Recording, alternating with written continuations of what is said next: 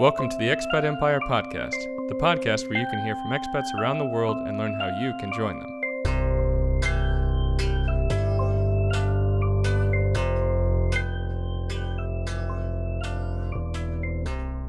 Hey guys, before we get to the interview, I want to remind you that we're offering free 30-minute consulting calls to anyone interested in moving abroad. Whether you're thinking about retiring somewhere warm, starting the next chapter of your international career, or even becoming a digital nomad, we're ready to help you think through the next steps in your journey. Send us a message at expatempire.com and schedule a call today. With that said, let's start the conversation. Hey Peter, thanks so much for joining us today on the Expat Empire Podcast. Of course. It's nice to be here. Yeah, you've done some great work on the site so far, and I know that I know more about your story, but I think it'd be great for our listeners to get a sense of it too, especially because they're probably reading some of your awesome blog posts. So excited to talk through your various adventures over the last decade plus of going to different countries. Well, thanks. It's been a good time writing, and So I guess just to start us off, if you could tell us a bit about your background, where you're originally from, where around the world you've lived so far, and where you're living right now. I am from Denver, Colorado, and I lived there for basically 29 out of my 31 years. And I have also studied abroad in Sarajevo, Bosnia and Herzegovina, and I also lived for about 4 months in Prague in Czech Republic. And right now I am in Ankara, Turkey, and I've been here for about 7 months. Okay, nice. So that's the extent of my abroad at this point. At this point, and we'll see what the Yeah, future holds. exactly. So it sounds like you had your start in Bosnia and Herzegovina. I hope I said that Yeah. correctly. Herzegovina. Uh-huh. So if you could tell us a bit about where your interest in living abroad, and I guess where that particular experience and opportunity came from, I think that'd be a good place for us to start. Sure. Yeah. Well, my parents gave me the travel bug. I was 14 when we went to Europe the first time. At least as a conscious person, I went there as a baby, so it doesn't really matter. But we went to a few different countries there, and I was just enamored with everything. I still vividly remember all that happening. I'm 31 now, so after that, it was just in my brain, and I wanted to make it happen more. And by the time I was in university, I'd finished my second year at University of Colorado, Denver, and I wanted to do a study abroad. So when I was looking through the list of options back in 2009, I saw basically like the common ones: Australia, China, Spain, Germany, Bosnia. And I'm like, okay, I want the weird one. And I really just I wanted like to have stories that I didn't know anybody else had. Like I knew that one of my family members had been to Yugoslavia at some point, but I had only read about it, seen some documentaries of the war. So it was just like, that's the one. And I think as of a couple of years ago, I'm still the only one to ever take Bosnia from that school. So you literally didn't just go by yourself that year or that semester or whatnot, but you were the only person to have ever taken advantage of this study abroad opportunity. Yeah, at least the entire time I remained in school and kept in touch afterwards and everything. Because obviously it wasn't a very popular program, but what we did was we linked up with a couple of grad students from University of Denver, and then that was basically our core group over there. But I was the only undergrad. Wow, that's awesome. And so what did you study while you were there, and tell us about your first months, and well, I guess actually maybe it wasn't too long overall. I don't know how long the entire program was, but what was Sure. it like stepping out, from the airport into now Bosnia, where this is your first time there, and maybe the first Yeah. time anyone from your school had even been there.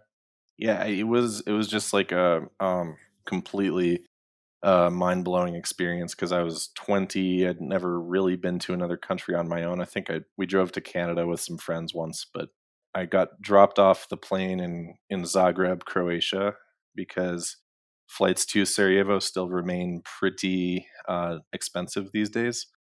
So we met the local guides in Croatia and spent a couple days going along the coast, just like getting acquainted, seeing some things there, and then popping up to Sarajevo, which like driving in there, if anyone's ever been there before, it's like dry Mediterranean mountains. Then you go through a tunnel, and all of a sudden you're in like Switzerland.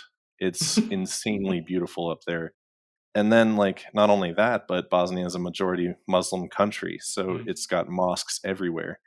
Yeah, it's completely mind blowing getting up there. Yeah, I can imagine. The first few months, well, actually, yeah, it was only 3 months, but like, it was just such an overwhelming amount of gratitude from the locals. Basically, they've all been traumatized, and so they because of the Bosnian War, so they just wanted to see a foreigner there and someone who was interested in them. So I just got a huge amount of attention. Like we were literally on the local news when we arrived. As like, the American students came. Wow. That, that Wow. was, yeah, it was a big deal. And so people, as we went around Sarajevo, it's not that big of a city. It's 400,000 people.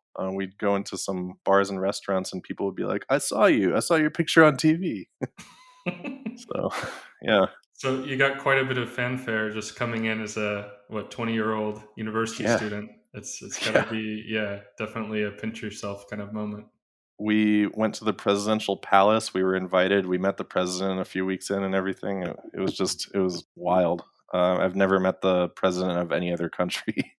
Yeah, I guess maybe that's a different experience from your other classmates going to Australia China. or China, yeah, or Yeah. Japan or uh, anywhere else really in Europe. So that's pretty Yeah. awesome. And did you have otherwise? I mean, obviously, it sounds like quite a shocking and crazy experience. But did you have any particular moments of, I don't know, culture shock on the Yeah. culture side?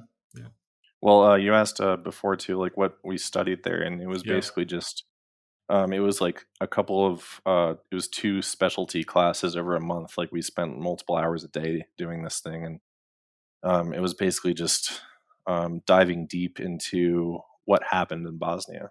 Um, Mm, mm, this was at that point it was 15 years after the war ended, so like we met many people that were very involved in the conflict, either as victims or as like military. We met some Bosnian soldiers, mm, but the biggest experience by far, I'd say, which was like one of the formative experiences of my life at this point, was in July of 2010. We went to Tuzla, one of the smaller cities in Bosnia, and we we went on this march that takes place every year. It's called the Marsh Mira Peace March, and it goes from just outside of Tuzla, where the old front was during the war, basically like the where the Bosnian soldiers were stationed. Then the path goes all the way to Srebrenica, and if you know anything about Bosnia, Srebrenica is where 8,700 men and boys were basically just slaughtered. mm, It's a horrible story, but it was basically like the point at which when the world saw genocide. At mm, that point, it was just awakening moments for the world. So what we did is we traced the exact path back to Srebrenica. We went backwards to mm, basically honor the fallen on the same path that they went out. So mm. it took about 3 days. We walked through Wow. ridiculously beautiful hills, and like every village we went to, there was some old ladies would come out and give us coffee. And there was about like I think 7,000 people on this march. So it was not only that, but just like I was talking to locals, internationals. People were absolutely amazed that an American not only won, but there were 11 Americans on the in the group with Mm, us. So mm. just talking to people from there and from elsewhere in the world for 3 days, it was incredible, and it really felt like a pilgrimage. Even though I Yeah. wasn't from the place I was going to, it really just felt like um, one of those mind-altering journeys, without the use of substances. It was one of those Yeah. things. Yeah, absolutely. Religious. Were you invited on it, or it was just something that you and your other American friends and colleagues decided to join in on, or how did that work? It was a combination of the two. We were invited as basically like the guests of the organizations we were allied with over there, and we basically all had to sign up because it's not an easy walk. It's 25 Mm, miles a day, yeah. and then you have to either sleep in tents that the army provides, or you can do what we did and pay a local family $10 each to sleep in their house, Mm, and that was a nice. much better option. Yeah. But yeah, we all definitely had to volunteer for that. Right, right. And I guess just to take it back to the very beginning of your decision to even go to Bosnia for the study abroad opportunity, how did your parents and classmates and friends think about you taking that dive into a much more, let's say, unknown place than maybe the rest of the study abroad students? I've always had very supportive family and friends, so it was mostly just like keep talking to us, be safe kind of thing. Nobody was saying to me just like that's a horrible idea, you shouldn't do that. Not one person. I think I would cut them out of my life anyway if they said that to me. Yeah, that's probably a good idea. And so, I guess in total, it sounds like it was about 3 months. So Yeah. not, the longest time, but you can get a lot of good experiences and really, indeed, have those Oh, wonderful felt like memories a there. year. Yeah, Yeah. I think I was in Singapore for study abroad for 4 months, and it also, yeah, it's just so much packed into a short period of time, right? Yeah. And I just love to get your thoughts and recommendations for others out there that might be interested in studying abroad. If based on your experience, would you recommend it? Are there any specific tips or advice about picking maybe a off the beaten path country or Uh, anything like that? I mean, like first and foremost, absolutely do not be deterred by a place that doesn't speak your language. It doesn't matter. Like Mm, truly, you can get along.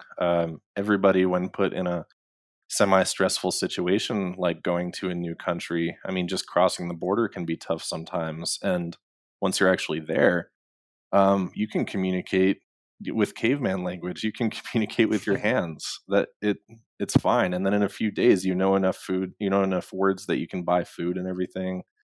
You can go to the store and just point and figure out numbers and then give them money. It's right. easy.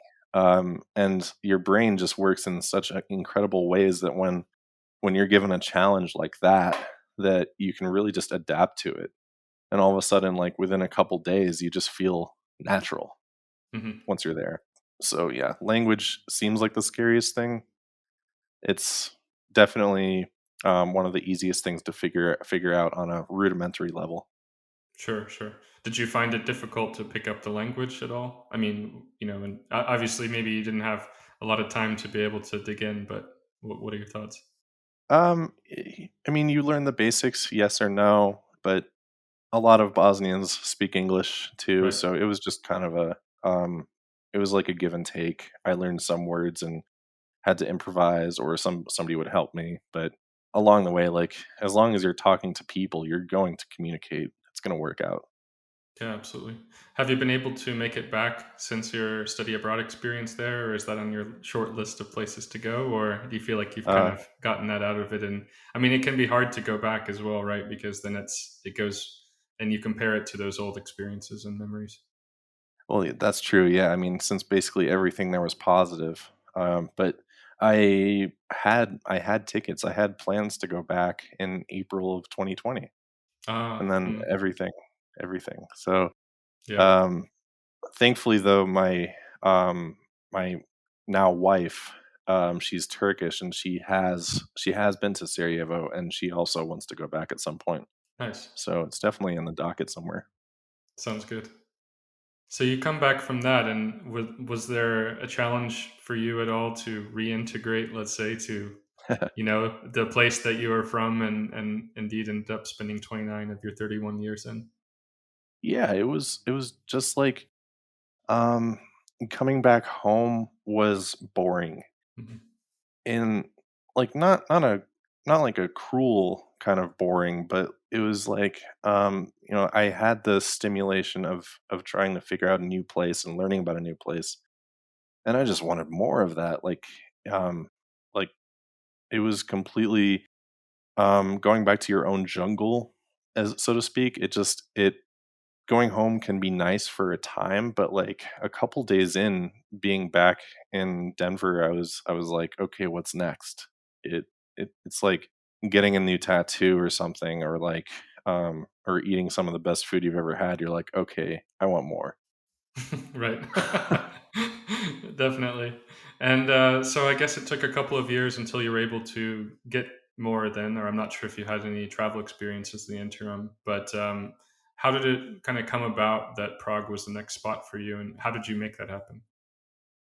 So my mother's side of the family is Czech. She was born there, um, and my grandparents were born there and everything. So I'm first generation American on that side. And my grandfather went to Charles University in Prague. So I found a program that was what I was interested in at the time. It's geopolitical studies, and so I applied. I was admitted and everything. I was in Prague going to school, but I gave myself a month beforehand to kind of get grounded and find some work. So I spent a month doing a teaching English course, which paid off in 2020. Yeah. Um, and so I learned that for about a month and then jumped into grad school. Unfortunately, I didn't have enough time to really get grounded because like the whole visa process Mm. just got really long. Like I've learned Eastern European bureaucracy really well. Right. And at that point, I was running out of money, soon to Mm. be illegal, and I just decided to tuck tail and run. Honestly, it Yeah. was Yeah. it was just going to be a situation where I was going to be broke, alone in another country. It was going to be Yeah. not so fun. So Not so fun. I went back to the U.S. Fair enough. Guess you always have that option. Yeah. Yeah, I'm glad. I'm privileged to have that Yeah. option. Yeah. Definitely agree there. Same here. But so how was that experience for you? Just recognizing that hey, this one isn't going to work out, and I mean, I suppose you weren't there also for the longest time, and so maybe the integration and then again reintegration back into the United States maybe wasn't so profound as the first time when you're going and meeting presidents of Yeah. countries. But what how did you process that, and how did you decide what was next for you? I still, I have a very strong connection with Czech culture, so it was just a completely easy integration on the way there. And making the decision, it was really just 100% financial. Hmm. If any of us had the money to continue, we would in most situations. But Right. like getting back to the US, I had failed out of grad school, so Mm. luckily I got my bachelor's degrees that year as well. But coming back in 2012, I needed something else to do. And in high school and some years in university, I worked as a cook. So I went back into line cooking at the beginning of 2013 and got some praise for what I was doing. So I was like, okay, let's continue on this path. And it was like after a while, I had I had basically I had risen to the ranks in one of the most interesting restaurant companies in Denver, and I became a sous chef, and I was a manager at Linger in Denver, and that's when everything happened in 2020. I was there, Right. so it was just kind of like an escalation of that job path, and I was traveling internationally as much as I could the whole time, Hmm. as long as I could afford it. Right. Where did you go, or how did you decide where to go rather, and make then travel a priority in your life? I mean, how did you also Uh, work in the time, or get frankly the opportunity logistically to be able to make that happen? I used my vacation time Hmm. and plus some. I always stayed over, and like basically I just like got my foot in the door every time with requests off. I would be like, 8 months out, like, okay, these are my dates. I don't know where I'm going yet, Mm, but I'll just make it work.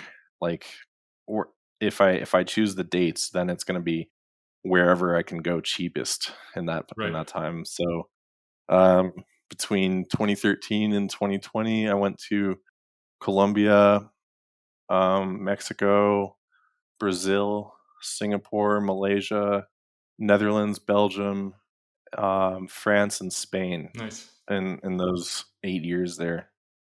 And then I had, like I mentioned before, I had plans to return to Bosnia and do a few newer places in Central Europe during that time. So, but instead, came to Turkey. Right, right.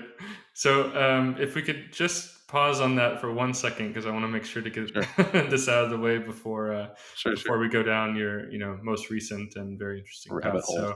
So, yeah, the rabbit hole is so you did go and as you've said, been very useful recently for you to get your English teaching credentials Yeah, and do the courses. So, do you have specific advice for other people that might be interested in doing that in terms of what credentials they should go for, how they should go about it, what the process was like, how you learn these things? It'd be great to hear your yeah, thoughts. sure, sure. So I basically I just chose it as one of those ways I knew I could get work somewhere. Like Prague is one of the places that everyone goes to learn English. The other place is South Korea. Hmm. So I just chose a school that looked reputable. It was about $1,000 for 1 month of courses, and they're pretty intense courses, 5 days a week, all day. So definitely spent a lot of time with that.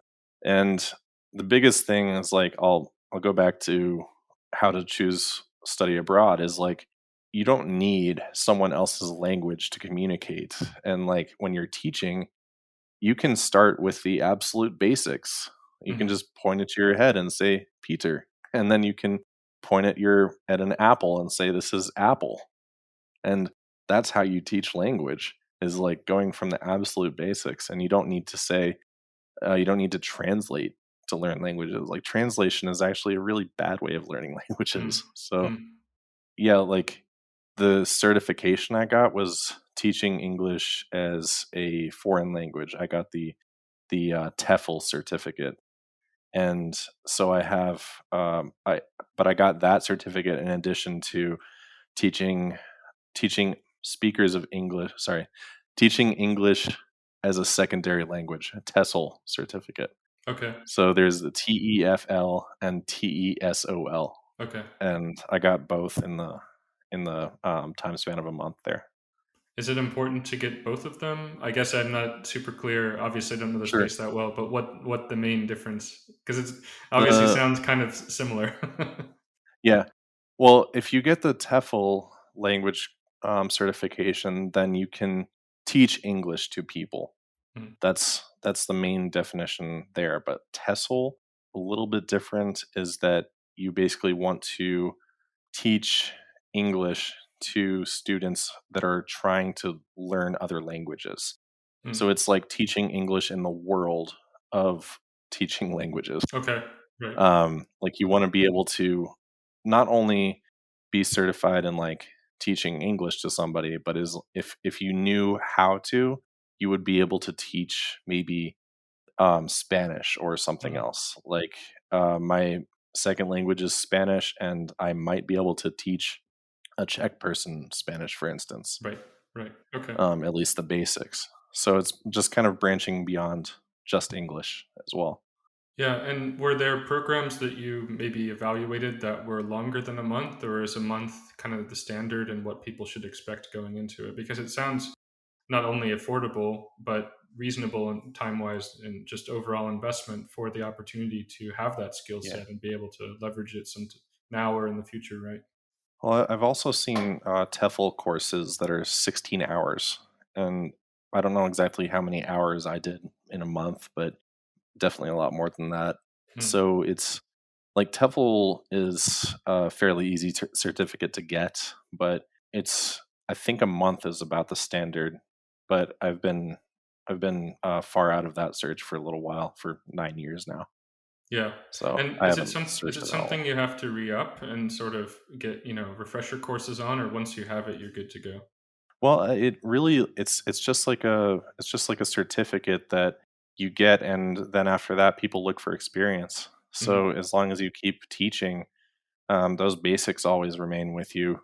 Like like you just you spend more time teaching the language than you do like learning teaching techniques. So Mhm. you really just have to use your time in the lessons to teach yourself more. Yeah, Makes sense. it's just a thing you get with experience. Sure. So you get that. Then we talked about your career as a chef, and I was Hmm. curious during that time. Of course, you traveled as much as you could, given the vacations and breaks that you had. But did you have any intention to try to live abroad again? Let's say outside of the United States for any long period of time. Of course, we will get to how it all managed to happen in your case. But did you have any idea of maybe you can get to some restaurants, premier restaurants in some other part of the world or anything like that?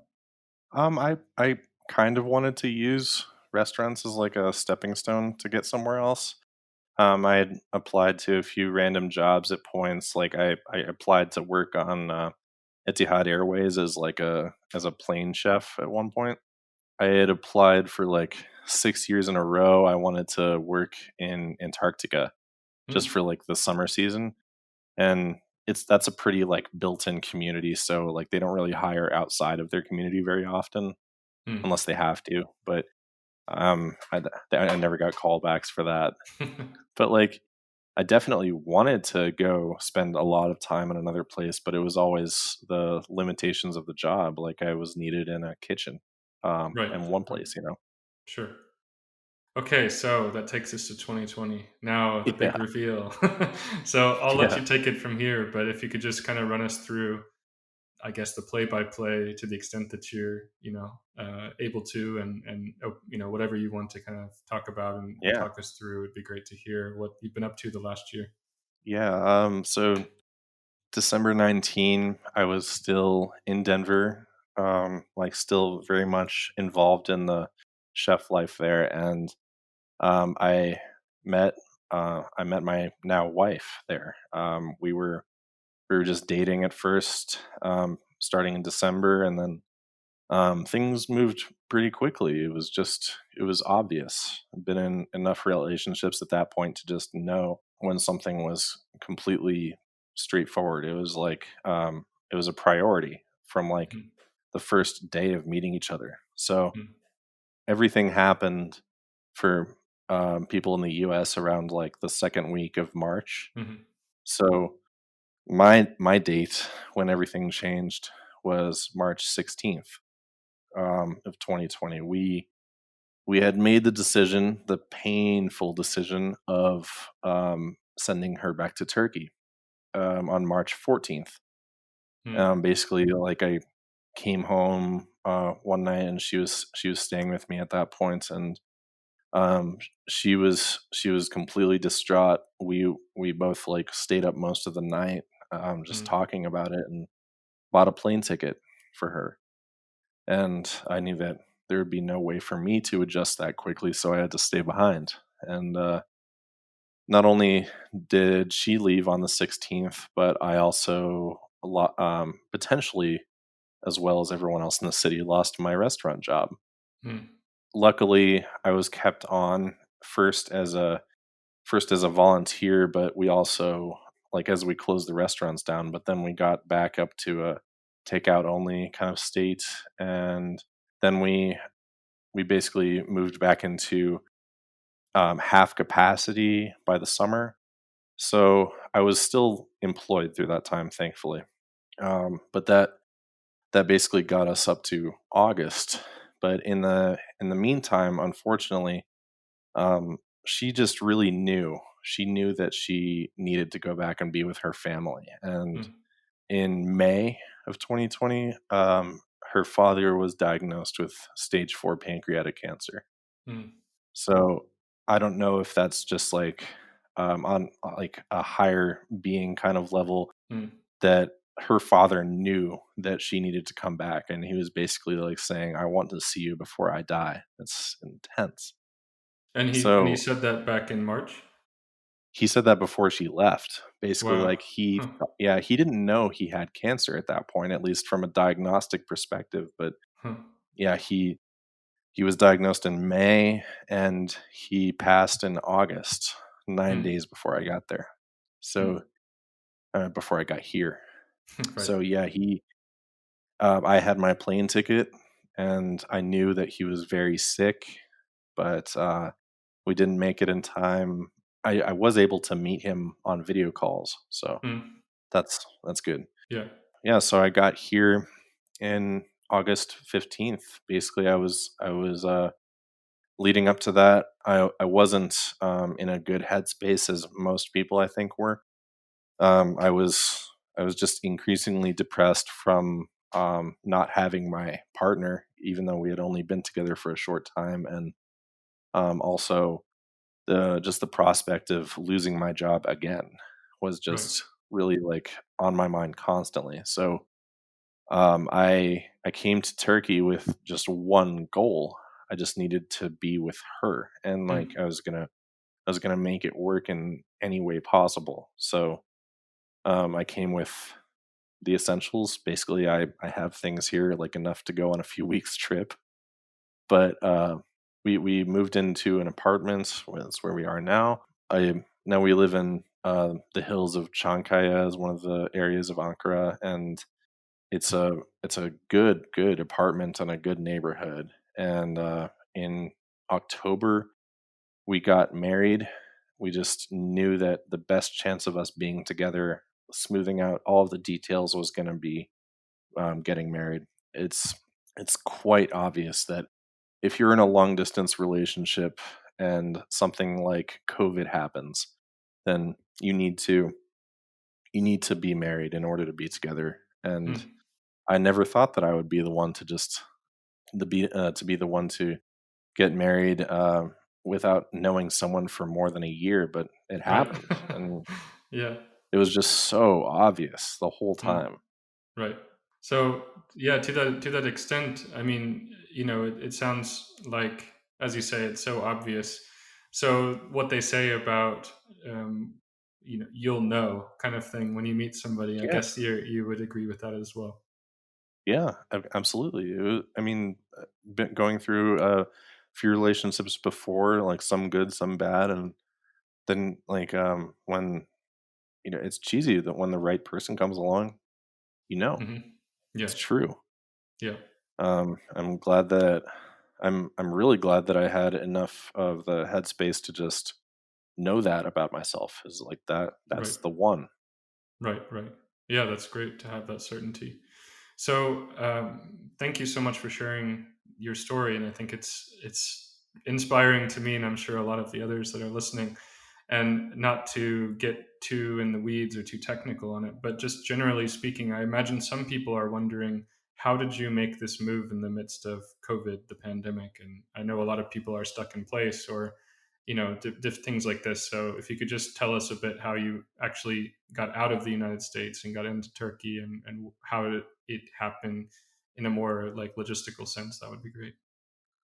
God, that was a really really hard process. Like I'm always on websites looking at airfares and stuff. That's how I chose my trips in the past, right? And Yeah. um, so in July of last year, it's just kind of like looking through different ways to get there, but so many borders were closed. It's something I've never had to think about before having that American passport, that privilege. It's Hmm. everything's open to us.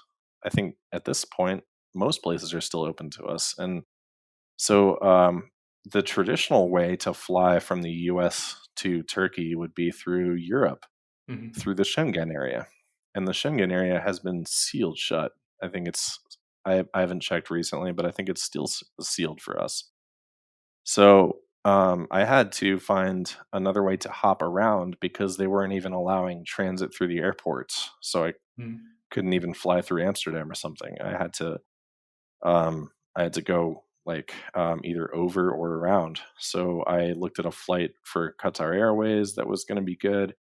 I saw one through Morocco that I was going to make happen, and then the UK came up. It was fairly easy to buy a British Airways flight. So what I did was first I went from Denver to Portland, Oregon, where my dad lives now, and so I spent a couple days with him, and then kind of launched back east and went through Chicago, then London Heathrow, and Istanbul, and finally Ankara. So I mean, with those four flights in one day, none of them short except the last one. Right. It was basically like 30 hours of nonstop travel from Portland to Ankara, and extremely hectic during that time. August was a really bad time in the world. Hmm. And so like having the mask on, it was, rubbing my nose, tugging my ears because I had it on for 30 hours Yeah, yeah. and didn't have a chance to shower. I'm thinking the whole time my brain is buzzing, like the border is probably going to close while I'm in the air. Like, Mm, who knows mm, what's going to happen? sure. So I was expecting to get to Turkey and just be like, nope, you're getting on a repatriation flight. You're Right, denied. But right. Turkey was open almost the whole time. Um, the borders of Turkey were closed between this last December, December 2020, and like a few weeks into January, and that Mm, was just because there was a big spike, and right. getting here was a lot better than I thought it was going to be. I even came to the customs in Istanbul just like ready to feel like someone escaping World War II. Just like my wife is here yet, or I was gonna say wife, she wasn't yet, but my wife is here. You have to let me in. I had papers, everything, and she scanned my passport and she's like, okay, here you go. That's it. Yeah. You're like well, you looked at my documents, right? Yeah, she's like, everything came up electronically. Turkey does the e-visa, so everything was just on the screen in front. And like, Right. wow, I was expecting like Soviet style, just you need to check your papers and Yeah, it's good that it didn't happen that way, but it is quite fortunate then that it ended up being Turkey that you were headed to, and of course that your wife was yes. living there, given this very specific reason. I mean, if nothing else, right?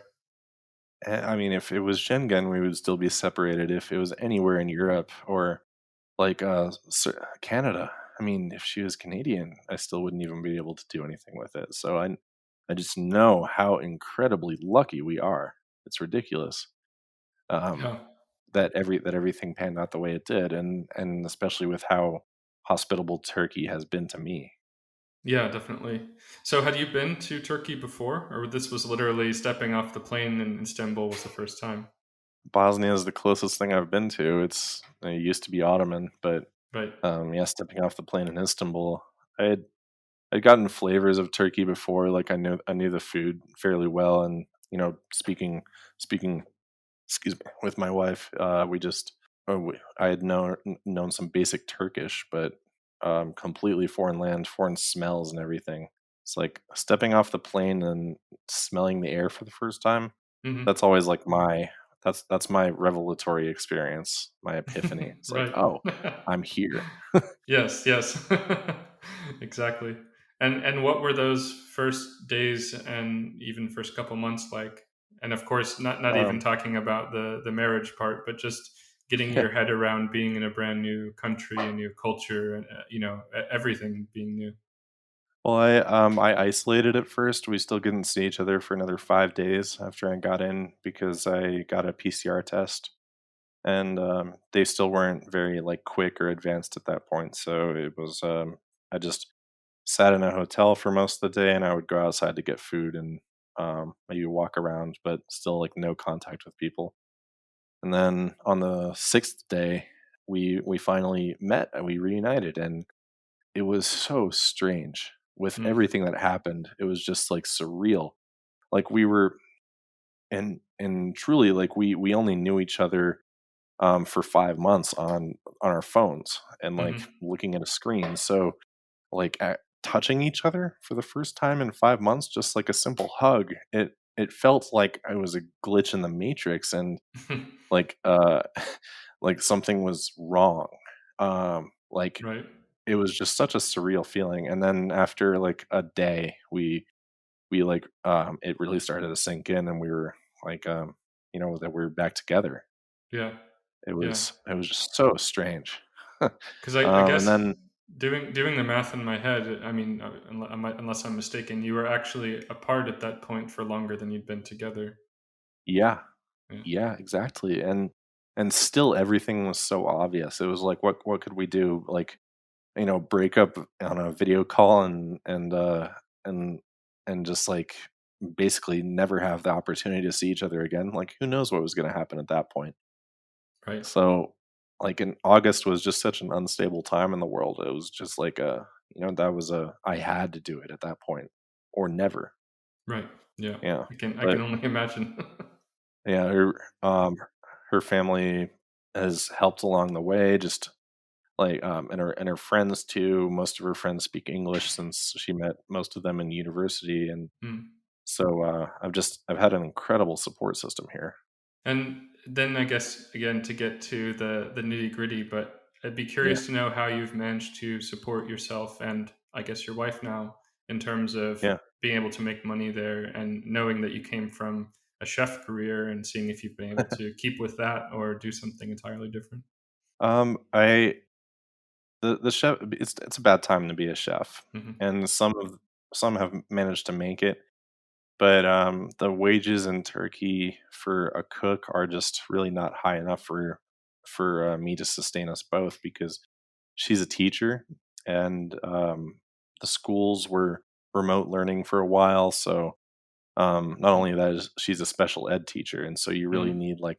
you really need a physical presence there. Right.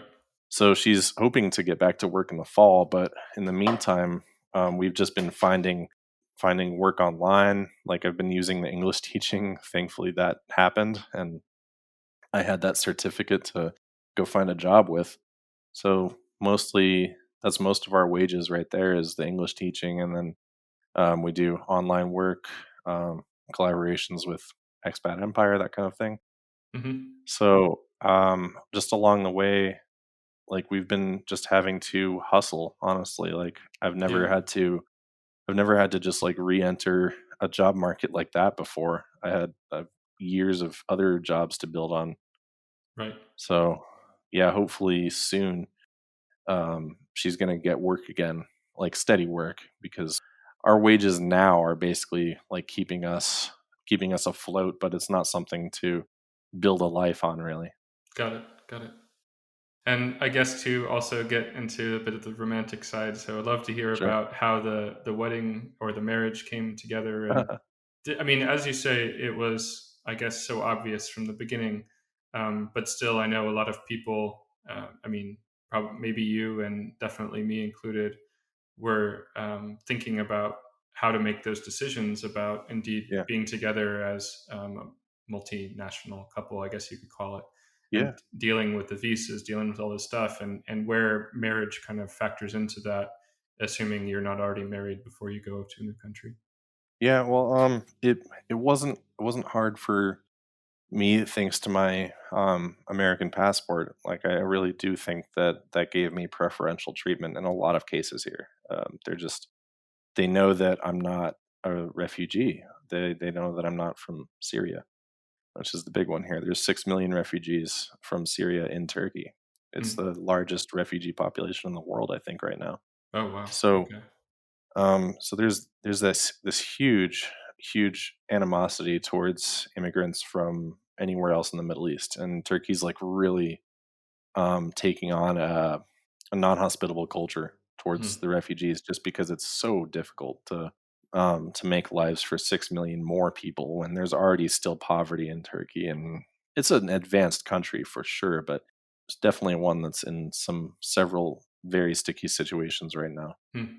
But to get back to like the marriage of it, is like, all I had to do really was I had to prove that I was me, I had to get some documents together. We visited like her place of residence, office, the marriage office specifically, and just filled out a lot of forms and paid some fees. And then when it came time to set a date, we were given October 10th, 10/10/2020.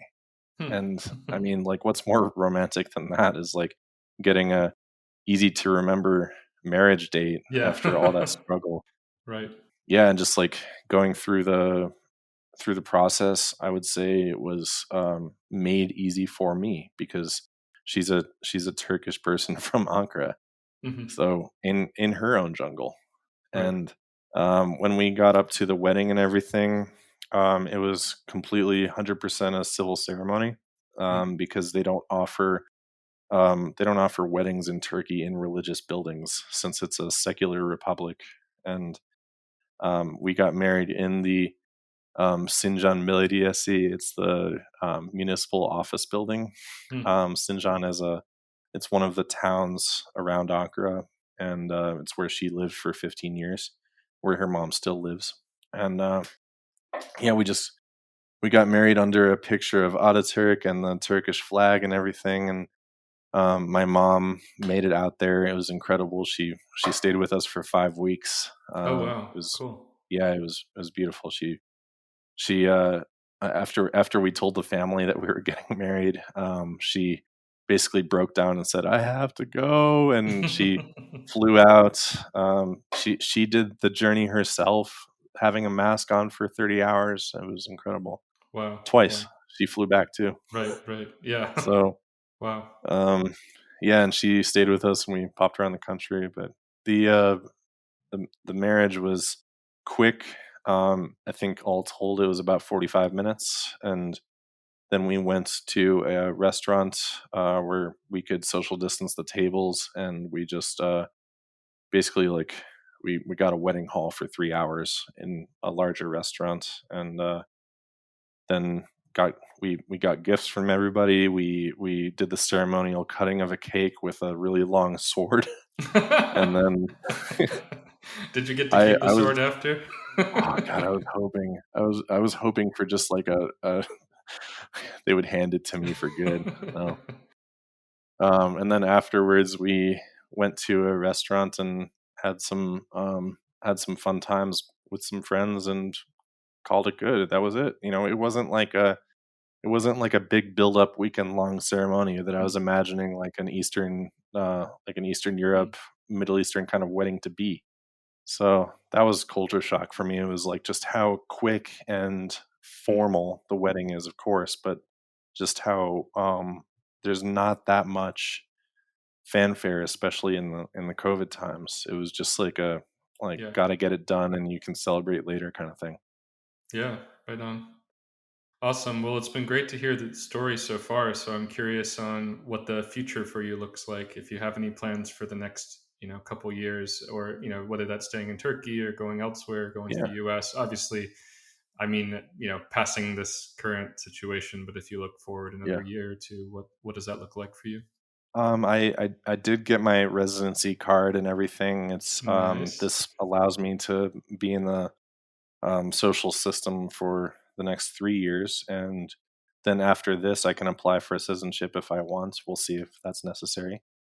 And in the meantime, we're doing the same thing for her. So we're currently in the middle of the application process and waiting to hear back from various offices in the U.S. And so the idea is that we have residency in both countries, so that whatever we choose, we can easily be with one another. And so, like, Mm, if for instance we have to move back to Turkey for something, I'll be able to apply for my residency here again, or just have citizenship, and then she'll be able to come to the U.S. if need be. But having either one of the visas is going to give us the opportunity to live anywhere in the world if we want to.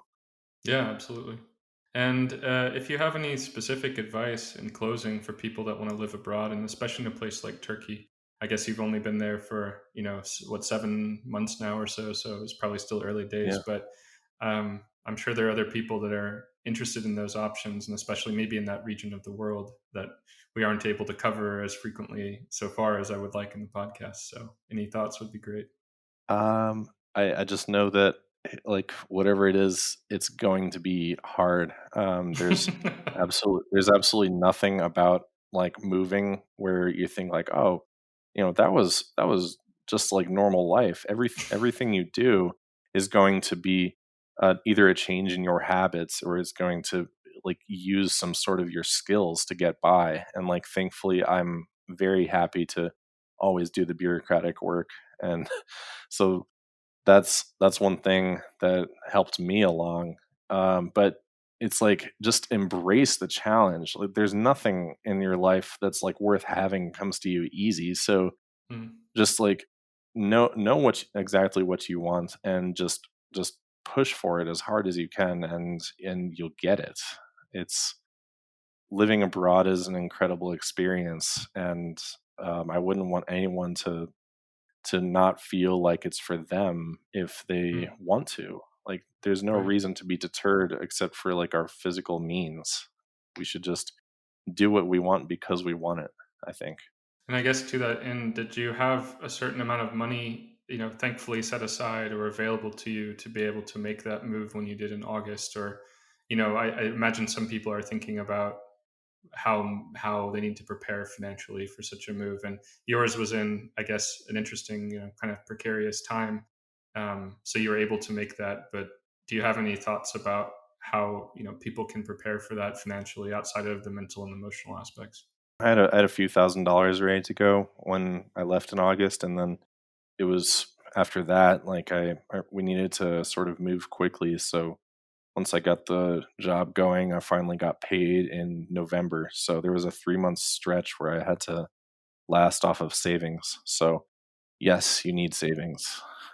Even in a place like Turkey, it's relatively cheap for Americans. And even with my support system, we still needed to have that thing to back us up. And that's what we're building again, to move back to the US for maybe a short amount of time or move somewhere else. We just need to have that savings. Yeah, that makes sense. At least some sort. Yeah. Yeah, definitely. So to that end, for listeners that are interested in finding out more about what you do and what you're up to, is there any way that they can keep tabs on it on, I don't know, any social media or websites, anything like that? Yeah. So like David mentioned, I'm writing for Expat Empire once in a while. We're putting out articles together.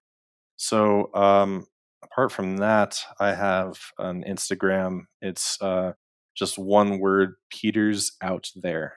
And so that's it's been a pretty heavy chronicle of the places I've been in Turkey, but I started it before we left because I knew that if there was ever an opportunity to kind of share what's going on in a very visible way, that was it. So Peter's Out There is basically showing exactly what I'm seeing on a daily basis in Turkey.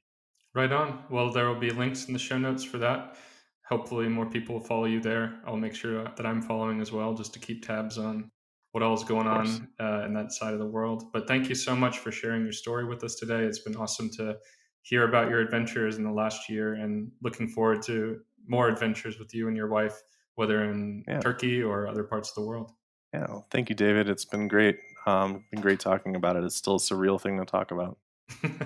I can imagine. All right. Talk to you soon. Hey guys, don't forget to like our video, subscribe to our channel, and leave your comment below. You can find us on Facebook and Instagram at Expat Empire. We help people to move abroad through our personalized consulting services. For more information, check out expatempire.com. Thanks, and see you soon.